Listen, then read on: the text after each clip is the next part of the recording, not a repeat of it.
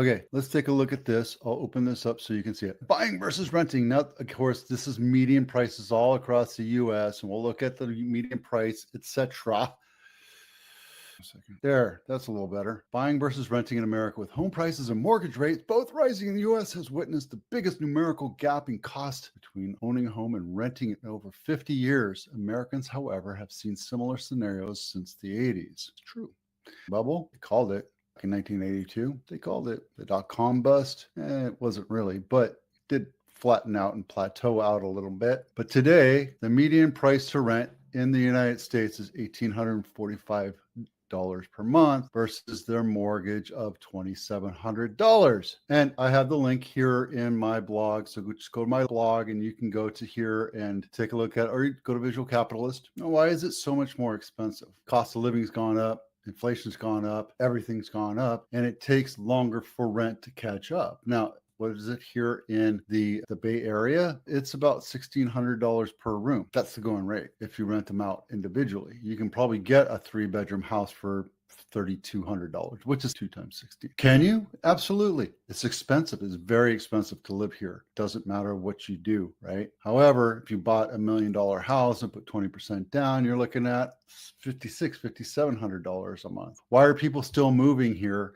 and buying houses? The assumption that equity will continue to build. There's a knowledge of where you're going to live in the next 4 to 5 years. You have some consistency of your rent being the same price, unless you buy an option arm or a flexible mortgage at interest only that's stuck for 3 years, but it can change your life, right? Same with rent. Outside of California, we don't have Proposition 13. So rents will go up because taxes will go up. And when taxes go up, there's nothing you can do about it. So do your payments. So the landlord gets pinched. That means you get pinched. And that's just the way life is. So is it fair? No, it's not. Here's something to look at: population trends. Now, California is saying that they've only settled out -2%. Bullshit. I don't believe that at all. What do I know? In Nevada, people have moved from California to Nevada, Oregon to Nevada. Same thing with Florida and Texas. And what we're seeing in Texas and somewhat Arizona is a surplus of real estate, a surplus of listings. So we're going to see price stabilization there. We're not going to see price stabilization in California, not for a while, not until the whole economy takes a dump, right? Because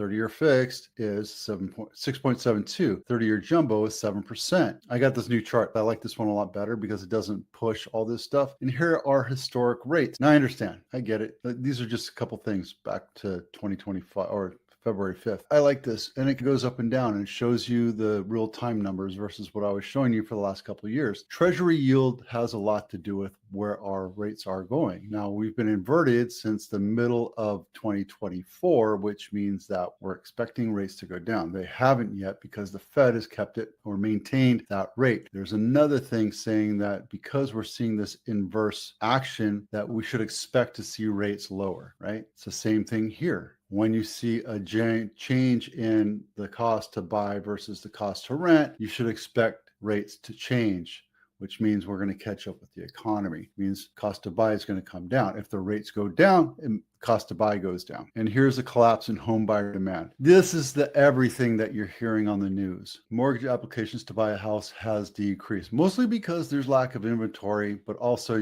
there's a lot of people set it at 2.5%, 3.5%, 4.5%, happy where they are, and they're not going to refinance unless they absolutely positively have to. Just like if you have a 2% rate, you will not move unless you absolutely positively have to move for whatever reason. This is low.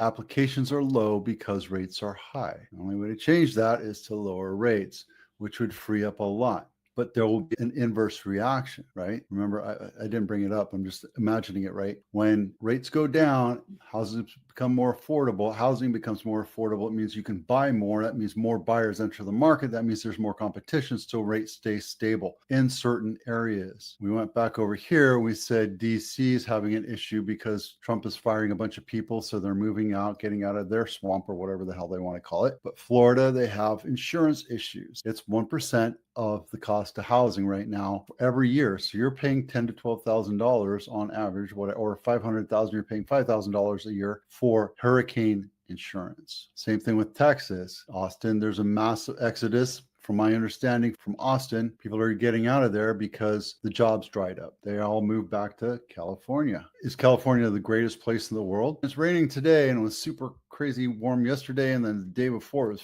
Arctic cold, and I don't know what we're seeing, but other things too. There's other reasons to move different places, like Tennessee and Nevada and Texas and Oregon don't have income tax. Correct me if I'm wrong. Washington doesn't have sales tax, or vice versa. And a couple other states have some other reasons that you'd want to move there. Just give me a tropical. Rates are not going to come down anytime soon. If they do, it'll probably be April timeframe or around tax time, because we need to have something to prop up the market, the economy. This is just 2 or 3% of the GDP, right? We have a global war on terrorism that's now in Ukraine and Syria and Israel. And we have an almost $1 trillion a year military budget in the US. And that's not going to go away soon. No matter what, if you're a war hawk or not, if you believe in war and believe in defending other people, that's totally up to you. But it's a train that is moving, and it's very heavy, and it's going to be hard to stop. I'll tell you that right now. Leave it at that. So T-bills are coming in a little bit higher than normal. That's good. That means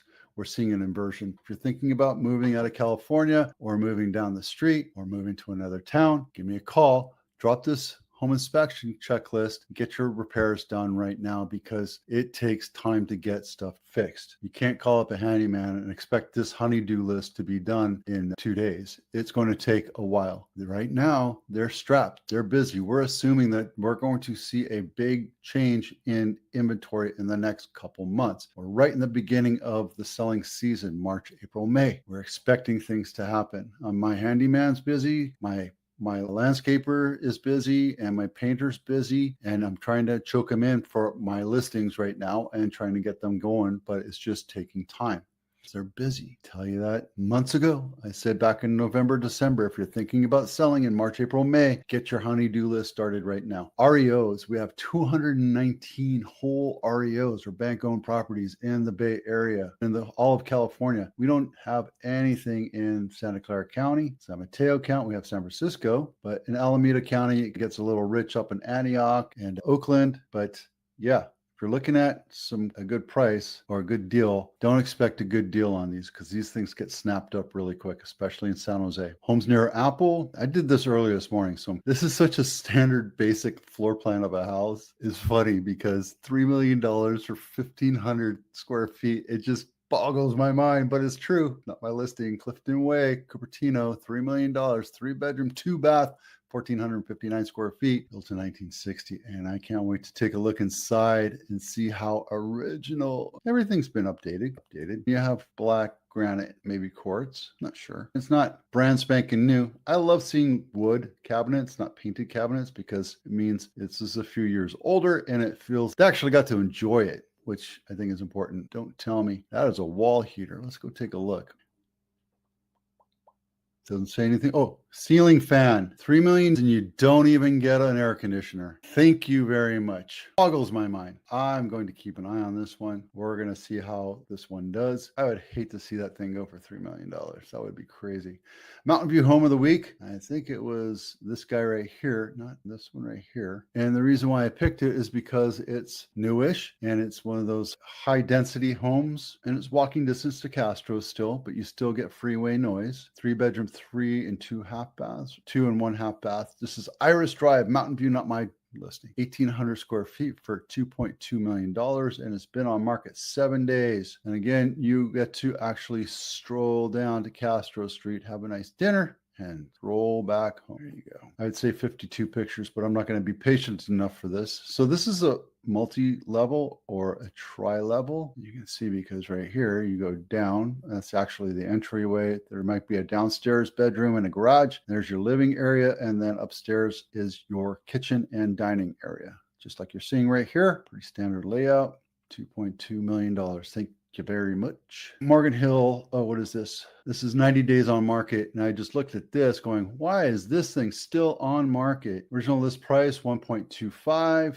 This is 4-bedroom, 3 full baths, 1,600 square feet, $1.15 million. Original list is 2.25. Not my listing. Christy Lynn, not Christy Lane, but Christy Lynn. Looks like it's a single family house, but let's take a look. Attached. That's why it's attached. Yeah. And there's also an HOA. So That's why. This guy is trying to sell this. Let's see. Compared to, I know it's Morgan Hills, but Vito, everything else in Morgan Hills is expensive. Not really. There's another 4 bedroom, 2 bath. I want to say 16 to 1800 for about the same price, and it's detached. So be very careful when it says half. It's a halfplex. I got one of those coming up. So it's very important when you do something that's unique, like a halfplex or an attached unit, it's going to take a little bit longer to sell. Got to be patient with it, and you got to price it right, because if you don't price it, it'll just sit there and you're going to be on 211 days and think your agent's an idiot. So don't do that. 40 days on market, we have 88, 90 days on market.